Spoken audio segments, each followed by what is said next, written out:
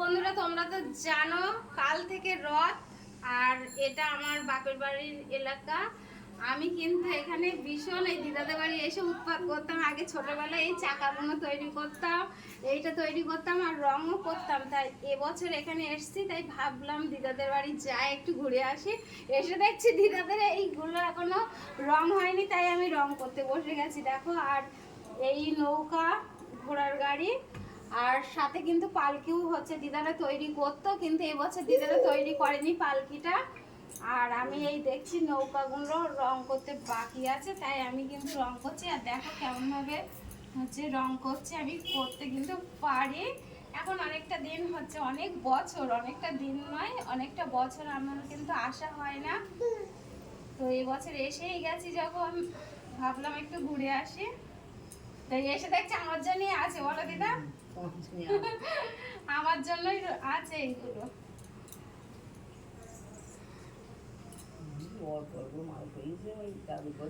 দেখো এই ঘোড়ার গাড়িগুলো 20 টাকা পিস। তোমাদের যদি লাগে অবশ্যই বলো। দেখো কতটা হয়েছে, এদিকে আর এসে দেখো এইগুলো হয়ে গেছে। আর ওই দিকটা একটু দেখি নিয়ে,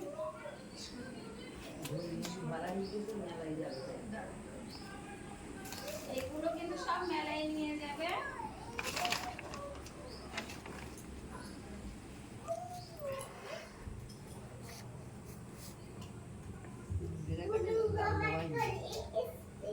কোথায় দিলাম? হ্যাঁ হ্যাঁ, এই যে আজকে ছুটি দেবে শুনলাম, তার ছুটি দেয়নি না কালকে নাই, পরশু ওখানে গিয়েছিস, দেখিয়েছিস? না, ওই আমার মা বর সবাই গেছে। ও জামাই গিয়েছে না। তো দেখো আমি কিন্তু রং করলাম, আর এইগুলো আমি সব রং করছি। ঘোড়াগুলো রেডি হয়ে গেছে, দেখলি তো? তোদের বাড়ি এসে আমি রং করছি। কত টাকা দিবি আমাকে? টাকা দেবো,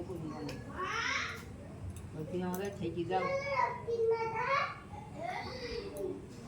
তো আমি কিন্তু এরকম করতে পারতাম। আর এইগুলো কিন্তু বন্ধুরা সব মাটির।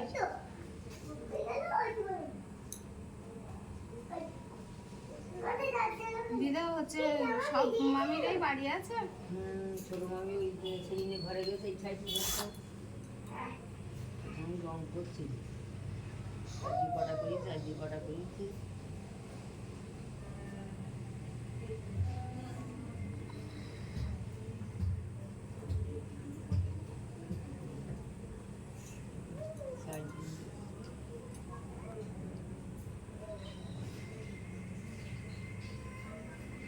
বাড়ি কোন জায়গায়? তোর শ্বশুরবাড়ি ওখানটায়? কার? এই দুই সাইড দেবো হয়নি বলো।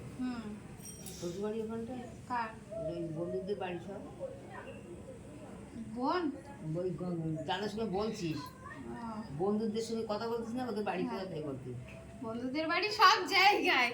তো দেখো আমার রং করা কমপ্লিট, কেমন হলো জানিও। আর তোমরা যদি নাও আমাকে অবশ্যই কমেন্ট করে জানাবে। সোজা রথেও বিক্রি হয়, উল্টো রথেও বিক্রি হয়, মানে এ দেখো। তো টাটা সবাইকে।